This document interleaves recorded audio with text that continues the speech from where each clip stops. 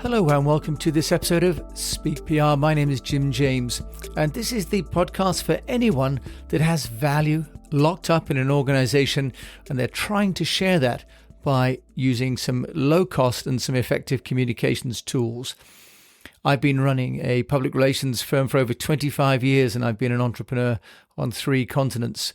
What I share in this podcast I know works, and some of it will be for you and some of it may be for someone else. But I encourage you to listen today about podcasts, because podcasts increasingly are for everyone. And with literally millions of podcasts, many of them are the audio product for established media players, but some of them, of course, have been grown by KOLs. The statistics show that podcasts are becoming one of the best ways to position yourself as an authority figure and to get your message out one-on-one. So let's look at podcasting, because we are looking at this for a client of ours who is expanding internationally. Now, we are working with them on the traditional media relations, but it occurred to me that podcasting now is a brilliant platform to have in-depth conversations. On average, an article that appears in a newspaper or trade press may only be 500 to 800 words long, unless we're lucky. But a podcast of 10 to 20 minutes could be 1 to 2,000 words, okay? But also, we can build a character, we can build empathy, we can build a sense of the personality behind the brand, which is impossible really with an article that's written by a journalist. So I'm recommending to my clients that we get them on some dedicated trade podcasts. Now, the benefit of doing a podcast is that we can position our client as an authority figure, but we can also get legacy content. We've talked about that on more than one occasion now, that we've got content that lasts. So let's just look at how we can do that. If it's you and you've got something to say, what I'm going to share with you on this podcast is how you could become a guest on podcasts. Or if you are running a podcast, how do you get guests, which increasingly becomes the problem once we've used up the initial network that we might have. Now, why podcasting? Well, podcasting now has reached a number of over 88 million listeners in America alone. The view is that in America, which is still one of the largest markets, with 35% of all people saying they listen to podcasts, that by 2023, over 160 million, in other words, half of the population of America will be listening to podcasts. Now, in South Korea, 53% say they already do listen to podcasts, according to the Reuters Institute Digital News Report of 2019. In the UK, it's only 21%. In France, it's 25%. The point is that it is becoming mainstream for everybody. Of course, if you're listening to this, then you're a podcast listener and you know what we're talking about. So podcasting as a medium is here to stay. Over 1 million podcasts. Now, we know that there are many, many podcasts that never get off the ground, but some of them are becoming media entities and media channels in their own right. So how do we go about finding the right podcasts for our clients? In this particular case, we're looking at B2B, and this is a manufacturing client. So what we've done is we've gone online and we've found, through looking at Spotify and Apple, which are 2 of the main platforms for podcasts, which are the leading podcasts. Of course, in this particular niche, there are not that many. We've then gone and done a search on Google, and there is a website called blog.feedspot.com, and that has also a list of top 10 manufacturing blogs. Quite niche, but of course the beauty with B2B marketing and consumer is that we can find niches to drill down to, and that's why in our Speak PR program we talk about the need to define the avatar, to be quite clear about who we're trying to talk to.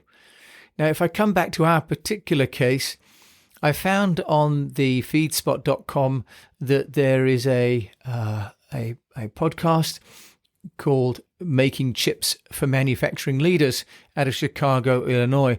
Now, they've only got 821 followers, but they've got 1.6 thousand Instagram, and they've got a domain authority of 33. By the way, 0 is a low authority, up to 100. And they've got an Alexa rank of 3.3 million.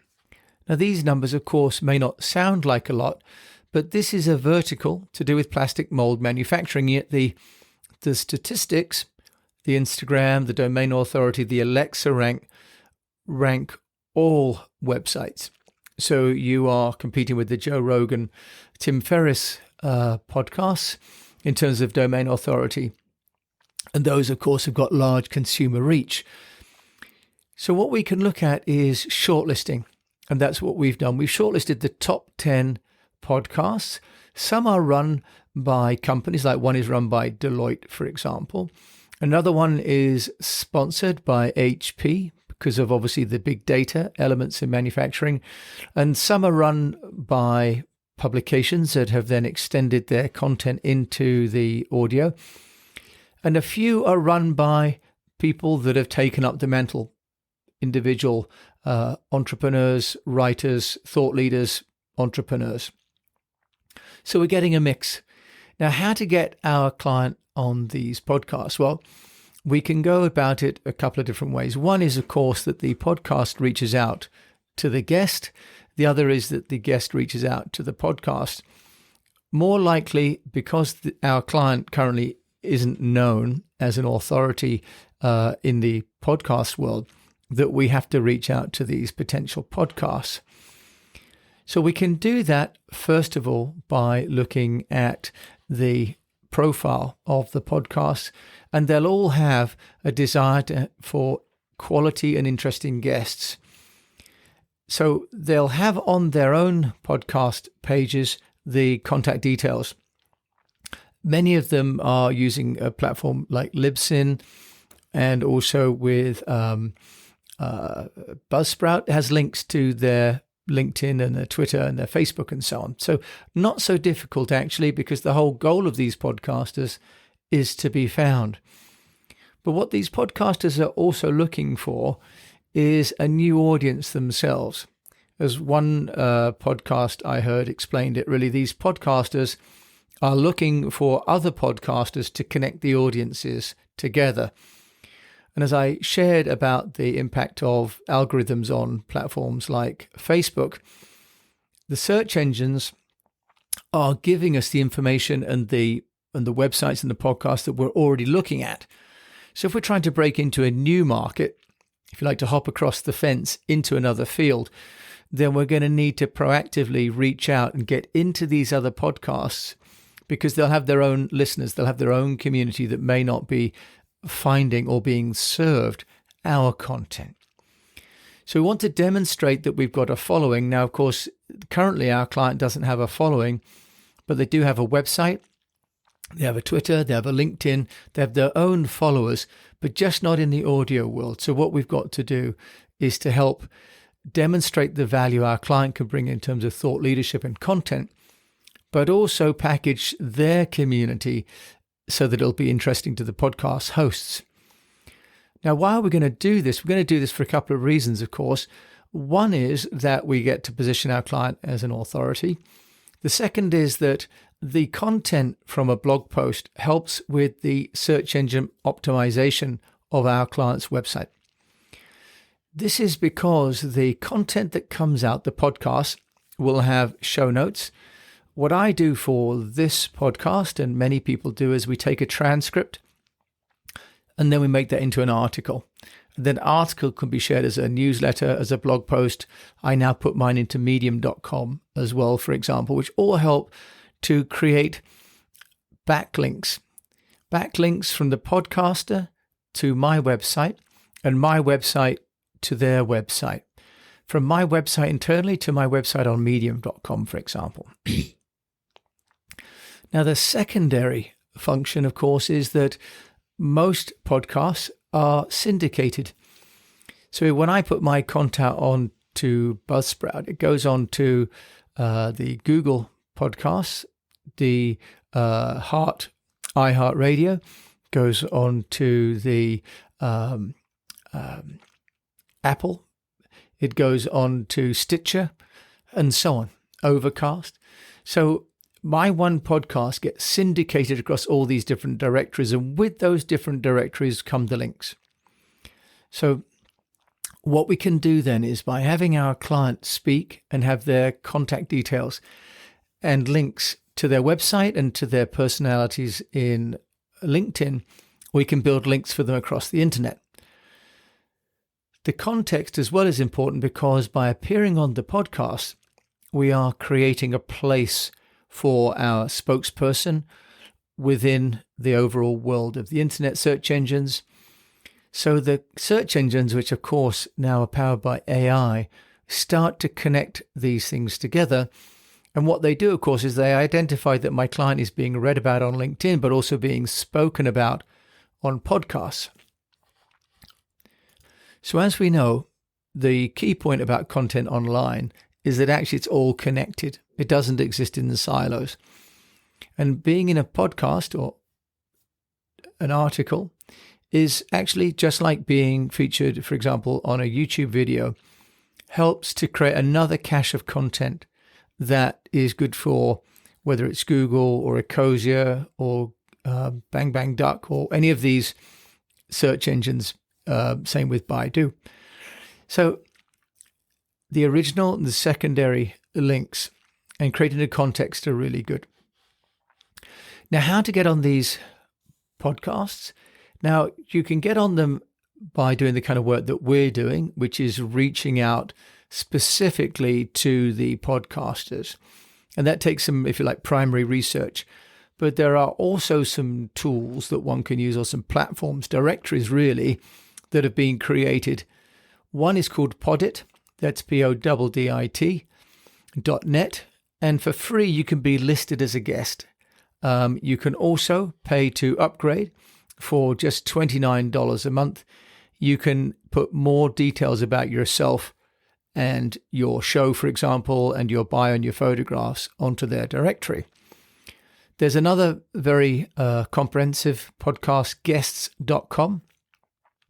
For $10 a month, you can be listed, and they will then start to match you with other podcasts that will be within your category. So you categorize yourself in, for example, manufacturing or in plastics or in finance or whatever niche that you're in and whatever you can speak to. So podcastguests.com is another great platform. There's another one called expertbookers.com. And expertbookers.com charges a $4.99 per month to get you as a interviewee on a podcast. It's a fair amount of money, although actually if you can get onto a good podcast, and some of them, for example, like the Business of Story, Park Hal, who we know well, he has some 50,000 downloads per show. Entrepreneurs on Fire with John Lee Dumas has over 1 million downloads per show. So if you got onto one of their shows at what equivalent of sort of $250 or £180, if it's the right audience, that could be a fantastic ROI. And you get sort of 20 minutes, and then of course you get your article that you can take away from that, and you get the audio that you can cut and make into little segments. You can use a platform like Lately, trylately.com, for example, which enables you to make audiograms and retweet those. So in the Speak PR methodology, we talk about storify, personalize, amplify, engage, and to know. Podcasts are part of the engage. They're part of the content creation and, of course, amplification.